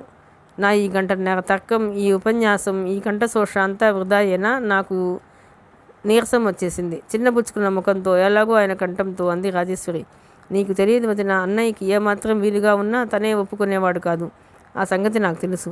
నాకు బగ్గుమని మండింది. ఏ మనిషి తన గొడవే పట్టదేం? తీవ్రంగా అన్నాను. ఊరుకో నువ్వు. మీ అన్నయ్య మీద నీకున్న ఆపేక్షలో అతనికి నీ మీద వెయ్యో వంతైనా ఉన్నట్టయితే ప్రాణం పోయినా ఈ సంబంధానికి ఒప్పుకునేవాడు కాదు. అన్నయ్య. నేను మొదట మీ ఇద్దరిని చూసినప్పుడు అతనికి నీ మీద ఎంత అపేక్ష అనుకున్నాను. నువ్వెంత అదృష్టవంతురాలివో అనుకున్నాను. అదేం లేదు. నాకు ఇప్పుడు బాగా అర్థమవుతోంది. అదంతా నాలాంటి వాళ్ళని మోసపుచ్చేందుకు నటన. వదినా, లేకపోతే నీ ఇష్టం ఆ మాత్రం గ్రహించలేడా? ఒకవేళ గ్రహించినా విలువ ఇవ్వటం లేదా? గ్రహించలేదంటే అది చాలా అన్యాయం. గ్రహించి కూడా విలువ ఇవ్వటం లేదంటే అంతకంటే దారుణం ఇంకేదీ లేదు. రాజేశ్వరి నా భుజం గట్టిగా పట్టుకుని బ్రతిమాలుతున్నట్టుంది. వదినా, నీకు పుణ్యం ఉంటుంది. అన్నయ్యను ఏమీ అనుకు. నీకు మొదటే చెప్పాను, వాడిని గురించి నీకేం తెలియదని. వాడు మా కోసం ఎంత చేశాడో చేస్తున్నాడో తెలిస్తే నువ్విలా అనవు. ఏం చేశాడేం మహా? ఇంటికి పెద్దైన తర్వాత ఆ మాత్రం చేయవద్దా? అది గొప్ప. పెద్ద నాన్న పోయిన మరుక్షణంలోనే సవతి తల్లి కోసము రక్త సంబంధం లేని పిల్లల మా కోసం వాడు 16 సంవత్సరాలకే పెద్దరికం తెచ్చుకున్నాడు. చిన్నవాడైన చీకటి దినాల్లో అమ్మకి ఎంత అండగా ఉండేవాడో, ఎంత ధైర్యం చెప్పేవాడో. నాన్న చచ్చిపోగానే అన్నయ్య మేనమామ వచ్చి ఆస్తి పంచి ఇచ్చేయమని కుర్రాడిని తమతో తీసుకెళ్ళి వాళ్ళ ఇంట్లో ఉంచుకొని చదువు చెప్పించుకుంటామని పేచీ పెట్టారు. అమ్మ ఏం జవాబు చెప్పలేక ఏడుస్తూ కూర్చుంది. ఆ రోజు నాకు ఇప్పటికీ గుర్తుంది. ఇంట్లో జరిగిన గొడవలతో, కేకలతో, పోట్లాటంతో, ఇరుగు పొరుగు వచ్చి ఇచ్చిన తీర్పులతో మా ఇల్లంతా ఎలాగో అయింది. మేం పిల్లలంతా బెదిరిపోయిన వాళ్ళలా ఓ మూల బిక్కుమొహాలు వేసుకుని కూర్చున్నాం. అన్నయ్య అప్పుడే కర్ణంగారింటికి వెళ్ళి ఇంటికి వచ్చాడు. గుమ్మంలో కళ్ళు నీళ్ళు తుడుచుకుంటూ దిగులుగా కూర్చున్న అమ్మని చూసి, ఏమిటమ్మా, ఎందుకు ఆ దిగులు? నేను ఆయనతో పెడతానని అనుకుంటున్నావా? నువ్వేం బాధపడవద్దు. నీ దగ్గర నుంచి నా చెల్లెళ్ళు, తమ్ముడు, పెద్దవాళ్ళ వరకు దేవుడు కూడా నన్ను తీసుకెళ్ళలేడు అన్నాడు. అమ్మ ఒక్కసారి వాడి చేయి పట్టి దగ్గరికి లాక్కుని గుండెలకు హత్తుకుంది. పిచ్చిదాన్లా వాడి జుట్టు మీద 2-3 సార్లు ముద్దులు పెట్టుకుంది. అన్నయ్య అన్నట్టుగానే వాళ్ళ మామయ్యతో వెళ్ళలేదు. మా అమ్మని, పిల్లల్ని వదిలిపెట్టి నేను ఎక్కడికి రాను అని ఖచ్చితంగా నిర్మమాటంగా చెప్పేశాడు. ఎన్నడూ లేనిది రాజేశ్వరి ఆవేశంగా మాట్లాడటం చూసాను. నేను చకితురాల్ని అయ్యాను. విషయం ఒకటి వదిలిపెడితే అనుకోకుండా మరో దాంట్లోకి దిగింది. రాజేశ్వరి కృష్ణ గురించి చెబుతున్న విషయాలు ఆసక్తిగానే వినసొంపుగానే ఉండటంతో నేను కుతూహలంగా వినసాగాను. రాజేశ్వరి నోట నుంచి వాక్ప్రవాహానికి అడ్డుకట్ట తెగినట్టే మాటలు వచ్చేస్తున్నాయి. హై స్కూల్లో చదివేటప్పుడు ఆటల్లో, చదువుల్లో అన్నింట్లో అన్నయ్య ఫస్ట్న ఉండేవాడు. వాడికి చిన్నప్పటి నుంచి మొక్కలంటే తగని ఆపేక్ష, చెప్పలేనంత కుతూహలం. ఎప్పుడూ తను బీఎస్సీ చదివి ఎంఎస్సీ పాస్ అయ్యి రీసెర్చ్ చేస్తాననేవాడు. కానీ ఏం లాభం? వాడు స్కూల్ ఫైనల్ పాస్ అయ్యి కాలేజీలో ఇంటర్ 2 సంవత్సరాలు చదివేసరికి తాతలు దిగివచ్చారు. ఇంట్లో వాడు లేకపోవడంతో అన్నీ ఇబ్బందులుగానే ఉండేవి. అమ్మ అయితే చిన్నపిల్లలా బెంగపడిపోయింది. ఇంటర్ ఫస్ట్ క్లాస్లో స్టేట్ మొత్తానికి మొదటివాడుగా పాస్ అయ్యాడు. బీఎస్సీలో చేరడానికి స్కాలర్షిప్ వచ్చింది. కానీ ఆ వేసవి సెలవుల్లో ఇంటికి వచ్చిన వాడు ఇంటిని, మమ్మల్ని, అమ్మని చూసి పరిస్థితులు గమనించి కాలేజీలో చేరాలని చెప్పేశాడు. కర్ణం గారు వాళ్ళు అమ్మ ఎంతో చెప్పి చూశారు. కానీ వినలేదు. వాడు మొండిగా తిరస్కరిస్తూ, ఇంకో సంవత్సరం నేను వేరే ఊళ్ళో ఉంటే అమ్మ నాకు దక్కదు. తండ్రి లేని వాళ్ళమే అయ్యాం. ఇప్పుడు చూస్తూ చేతులాగా తల్లి లేని వాళ్ళం కాలేము మేము అన్నాడు. అన్నయ్యకి ఉద్యోగాల మీద ఎప్పుడూ గౌరవం కానీ నమ్మకం కానీ లేవు. వాడు చిన్నప్పటి నుంచి స్వతంత్రంగానే బతుకుతాను అనేవాడు. అన్నట్టుగానే డిగ్రీ కూడా రాలేదు. కర్ణం గారి సలహా మీద ఇప్పుడు చేస్తున్న పొలం కౌలుకు తీసుకున్నాడు. ఆ పొలం రంగరాజు అని ఈ ఊరు అతనిదే. అతను పెళ్లి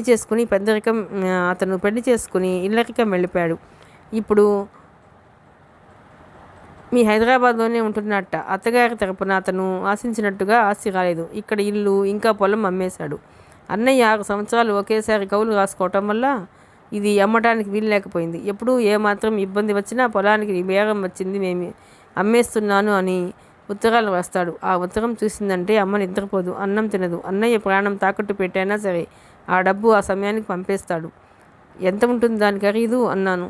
4 ఎకరాలు ఉంది. ఎకరం 5,000 చొప్పున 20,000 రావచ్చు, అంతకంటే ఎక్కువ కూడా రావచ్చు. మొన్న నీ మధ్యనే మళ్ళీ ఉత్తరం వచ్చింది. నువ్వు వచ్చిన తర్వాతనే. నేను వచ్చిన తర్వాతనా? ఎప్పుడు అన్నాను. రాజేశ్వరి క్షణం ఆలోచించి, మనం కర్ణంగారింటికి పేరంటానికి వెళ్ళి వచ్చామే ఆ రోజు. నాకు సులభంగానే గుర్తుకు వచ్చింది.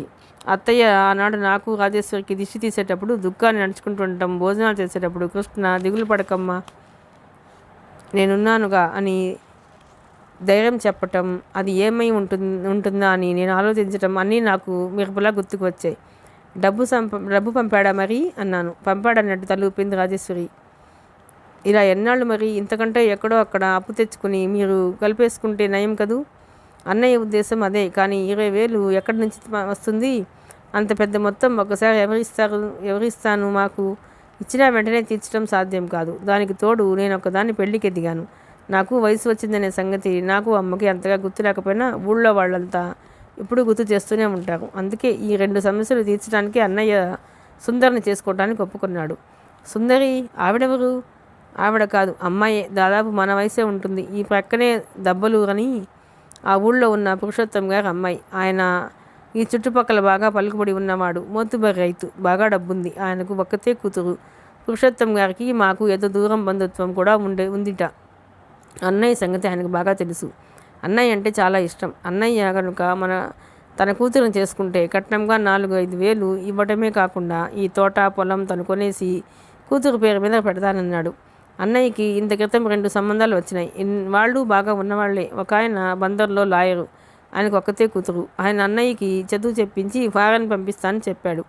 ఆ పిల్లని మేము కూడా చూసాం. చాలా బాగుంది. కానీ వాళ్ళు ఇల్లరికి రామని కోరటంతో అన్నయ్య ఒప్పుకోలేదు. అంత మంచి సంబంధం మా కోసం వదులుకున్నాడని అమ్మ కూడా చాలా బాధపడింది. కానీ ఏం చేయగలం? మేం వాడి కాళ్లకు సంకెళ్ళం అని మాకు తెలుసు. మా అంతటా విడిపించుకోలేం. వాడు తెగ్గొట్టుకోడు. ఏం ఈ సుందరైన అమ్మాయి బాగుండదా? కుతూహలంగా అడిగాను. బాగంటే చూడటానికి ఎర్రగానే ఉంటుంది, కానీ ఆ ఎరుపులో అందం లేదు. పిండి బొమ్మల పాలిపోయినట్టుగా ఉంటుంది. అన్నయ్య పొడుగు. ఆ అమ్మాయి వాడి భుజాల దగ్గర కూడా రాదు. ప్రక్కన చూస్తే ఈడు జోడు కాదని స్పష్టంగా తెలుస్తుంది. అందులో ఒక్కతే పిల్లేమో మహామొండి. ఎవరేది చెప్పినా వినదు. ఆ అమ్మాయి ఈ స్వభావం తెలిసిన అమ్మ సందేహిస్తుంటే అన్నయ్య, పర్వాలేదమ్మా, ఎవరో ఒకరు సర్దుకుపోతే సరి, నేను సర్దుకుంటాలే అంటూ మాట ఇచ్చేశాడు. అన్నయ్య వాళ్లకు మాట ఇచ్చి చాలా రోజులైంది. నాకు సంబంధం కోసం ఆగారు ఇన్నాళ్ళు. ఇంచుమించు 2 పెళ్ళిళ్ళు ఒకేసారి చేసేయాలని అనుకుంటున్నారు. నాకెలాగో ఉంది. కృష్ణ ఎవరికో వాగ్దానం అయిపోయాడని, అతను సమర్థుడని తెలిసి నాకు మనస్సంతా విచిత్రమైన భావంతో నిండిపోయింది. సుందరిని నువ్వు చూస్తే అన్నయ్య చేసే త్యాగం ముందు నాదెంత అల్పమైందో నీకే తెలుస్తుంది. ఆ తోట కోసం కాకపోతే వాడు ఒప్పుకునేవాడు కాదు. చూసే దిక్కులేక పైరు వేయకుండా బంజరు భూమిలా పడి ఉండేది ఆ పొలం. సుక్షేత్రమే అనుకో. అన్నయ్య దాన్ని కౌలుకు తీసుకున్నప్పుడు ఊళ్ళో అంతా నవ్వారు. తర్వాత వాడు ఒక పద్ధతి ప్రకారం దాన్ని సాగు చేసి తోటలా మార్చాడు. ఇప్పుడు మాకు దాని మీద బాగా లాభం వస్తుందన్నమాట నిజమే. కానీ ఈ లాభం వెనుక ఎంత శ్రమ ఉందో, ఎంత కష్టం ఉందో ఎవరూ ఆలోచించరు. ఇప్పుడు ఊళ్ళో అందరి కళ్ళు దాని మీదే ఉన్నాయి. అందుకే ఆయనకు ఈ ధరకు కొంటాం, ఆ ధరకు కొంటాం అని ఉత్తరాలు రాస్తున్నారు. ఆయనకు ఇప్పుడు మంచి ధర వస్తుందన్న మాట కూడా నిజమే. నాకు ఈ తోటలో ఏ చెట్టు చూసినా, ఏ చిగురు, ఏ ఆకు, ఏ కొమ్మ వైపు కళ్ళు కదిపినా నాకు అందులో అన్నయ్య అహోరాత్రులు పడిన శ్రమే కనిపిస్తుంది. ఇప్పుడు చెప్పు వదినా, ఈ ప్రపంచంలో ఎంతమంది జ్యేష్ఠపుత్రులు కుటుంబం కోసం ఇలా కష్టపడుతున్నారు? ఎంతమంది తమ కర్తవ్యం గురించి గుర్తించి బాధ్యతల్ని సక్రమంగా నిర్వహించగలుగుతున్నారు? నీ సంగతేమో తెలియదు, కానీ నేను చూసిన వాళ్ళల్లో 100కి 1 కూడా మా అన్నయ్యలా లేరు. అందుకే ఇలాంటి అన్నయ్యని కలిగినందుకు నాకు గర్వం. కానీ రాజేశ్వరి మోకాళ్ళ మీద ముఖం దాచుకుంటూ అంది. మా కోసం వాడు ఇంత కష్టపడ్డాడు. తన భవిష్యత్ లక్ష్య పెట్టలేదు. రీసెర్చ్ చేయాలనే కలల్ని గంగార్పణ చేశాడు. అహర్నిశలు అనుక్షణము మా క్షేమం కోసం గొడ్డు చాకిరీ చేశాడు. తను ఒక్కడే అయినట్టయితే ఆ శ్రమకి ఆ శ్రమకి ఎన్ని రెట్లు సుఖపడేవాడో నాది ఒకటే బాధ. మా కోసం వాడు చివరికి సంసార జీవితంలో దూరం అవటానికి కూడా సిద్ధమవుతున్నాడు. అది నేను భరించలేకుండా ఉన్నాను. సుందర స్వభావం మేము ఆ నోట ఈ నోట బాగానే తెలుసుకున్నాం. నేను సర్దుకుపోగలనులే అని వాడన్నాడు. అన్నమాట తప్పని వాడు కాబట్టి సర్దుకుపోవచ్చు కూడా. కానీ ఆ సర్దుకుపోవటానికి వాడు జీవితాంతం ఎంత సహనం తీసుకోవాలో, సుఖశాంతులు ఎంతగా పణం పెట్టాలో నాకు తెలుసు. మాకింత చేసినందుకు వాడికి దక్కే ప్రతిఫలం ఇది. నా స్వభావం వేరు వదిన. నేను అలాంటి వాళ్ళతో నేను ఇట్టే సర్దుకుపోగలను. కానీ వాడు పూర్తిగా అందుకు విరుద్ధం.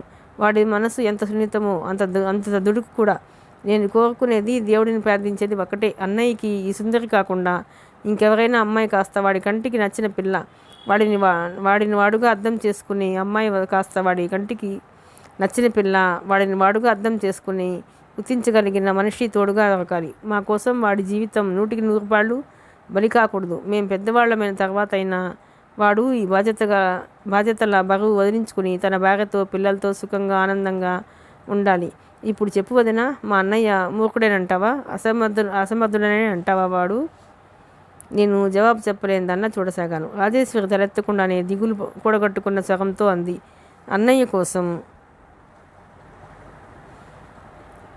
అన్నయ్య భవిష్యత్ బలిదానం కోరే ఆ పొలం కొనడానికి కావలసిన 30,000 కోసం నేను ఏం చేయటానికైనా సిద్ధంగా ఉన్నాను. చివరికి కుంటి గుడ్డి అయినా లక్ష్య పెట్టకుండా డబ్బు గలవాడైతే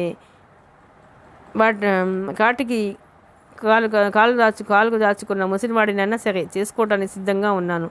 అసలు భగవంతుడు నన్ను ఎందుకు ఆడపిల్లగా పుట్టించాలి? మగపిల్లవాడినైతే వాడితో సమంగా ఆ బాధలు బాధ్యతలు పంచుకోగలిగేదాన్ని. ఇద్దరం కలిసి కష్టపడేవాళ్ళం. నేనేం చేయలేను. చివరి మాటలు నిస్సహాయంగా గుండెల్ని చీల్చుకుంటూ వస్తున్నట్టుగా నాకు చెబుతున్నాననే మాట మర్చిపోయిన దానిలా తనకి తాను చెప్పుకుంటున్నట్టుగా అంది రాజేశ్వరి. నేను ఎలాగో అయిపోయాను. ఆ క్షణంలో రాజేశ్వరితో పాటు కృష్ణ మీద కూడా జాలితో సానుభూతితో నా హృదయం ద్రవించిపోయింది. ఇద్దరం చాలాసేపు మౌనంగా బొమ్మల్లా ఎవరి ఆలోచనలో వాళ్ళు మునిగిపోయినట్టుగా స్తబ్దుగా అలాగే కూర్చునిపోయాం. చాలాసేపు అయిన తర్వాత నేను రాజేశ్వరి తల మీద చేయి వేస్తున్నాను. నా గొంతులో ఏదో అడ్డుపడ్డట్టుగా వచ్చాయి ఆ మాటలు. ఏమిటో రాజు, ఈ ప్రపంచంలో డబ్బుకి ఇంత విలువ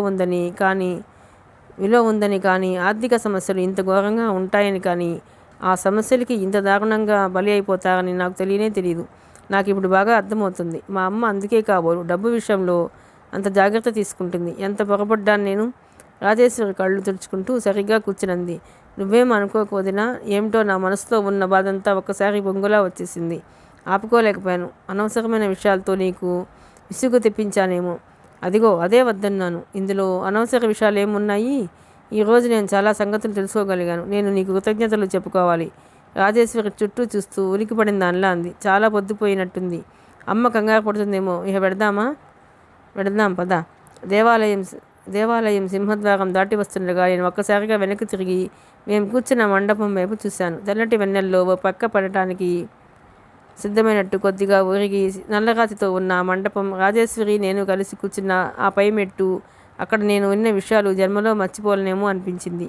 ఇద్దరం మౌనంగా మాటలు లేకుండా ఇంటివైపు నడిచి రాసాగాం. దోవలోనే నేను రాజేశ్వరి చేతి వెళ్ళని నా వేళ్లతో బంధిస్తూ, రాజు, నాకు చాలా బాధగా ఉంది. నేను నీకు ఏ విధంగా సాయం చేయలేని నా అసక్తతకి నాకు సిగ్గు వేస్తోంది అన్నాను.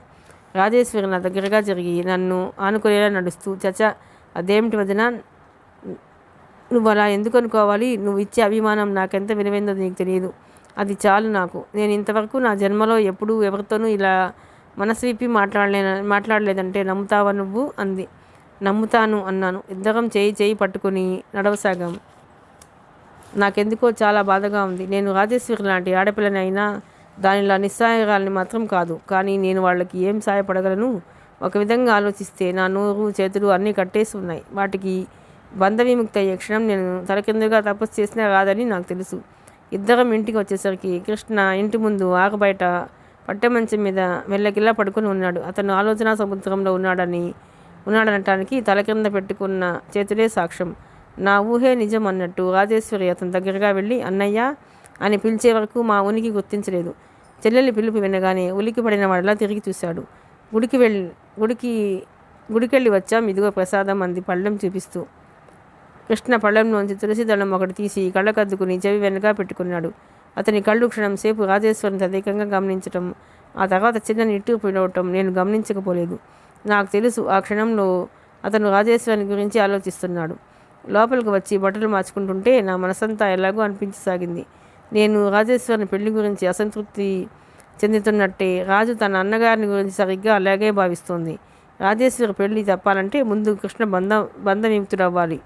కృష్ణ సుందరి అనే అమ్మాయికి వాగ్దానం అయిపోయాడని తెలియగానే నాకు అతని పట్ల నిస్సంకోచమైన అభిమానం కలిగింది. మనసులో మారుమూల లోపల ఎక్కడో సుందరిని చూడాలనే కాంక్ష కూడా ఉత్పన్నమై బలీయమైన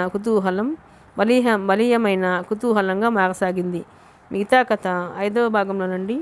ప్లీజ్ అండి, మీకు కనుక ఈ నవల నచ్చినట్లయితే లైక్ చేయండి, షేర్ చేయండి, సబ్స్క్రైబ్ చేయండి.